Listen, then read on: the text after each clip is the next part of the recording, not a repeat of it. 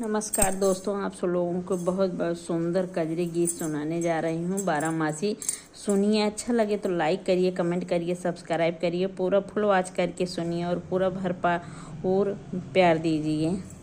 सखिया श्याम गए मधुबनवा, कब का लिखे अवनवाना।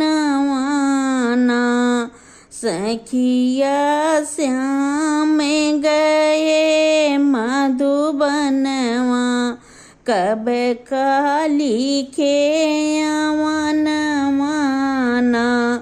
आषाढ़ मास दयो घन घन बरिसे, आषाढ़ मास दयो घन घन बरिसे।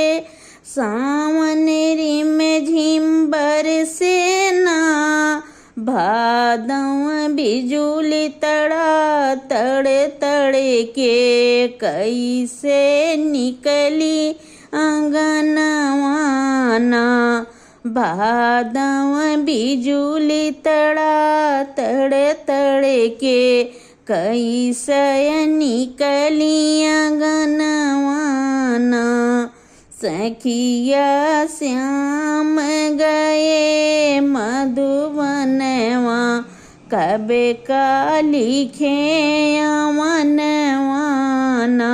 सखिया श्याम गए मधुबनवा, कब का लिखे अवनवाना।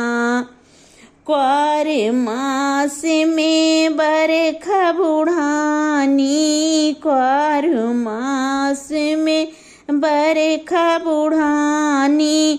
कार्तिक दीपक लसनवाना, आया गहन मास हमें नहीं भावे। सब सखी चली गवनवाना, या गहन मास हमें नहीं भावे।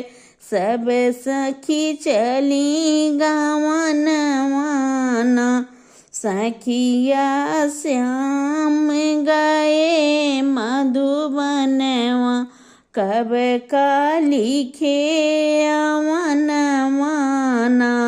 सखिया श्याम गए मधुबनवा, कब का लिखे अवनवाना।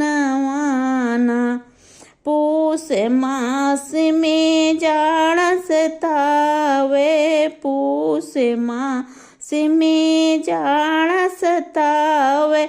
माघवा में ठरे तुसरवाना, फागुन मास देवर घर नाही।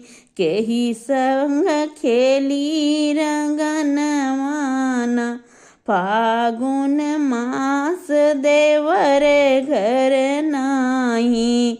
केही संग खेली रंगनवाना।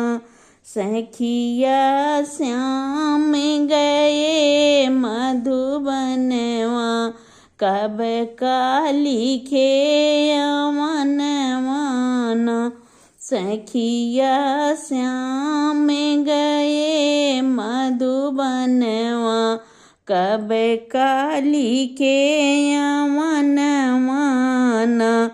चैत मास बन के रे फुलानी, चैत मास बन के रे फुलानी।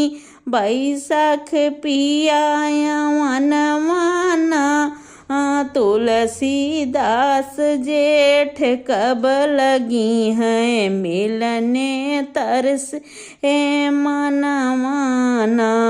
तुलसीदास जेठ कब लगी है मिलने तरस मनवाना।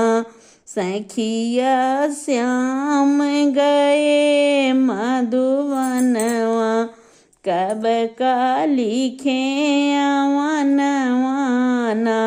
सखिया श्याम गए मधुबनवा, कब का लिखे अमन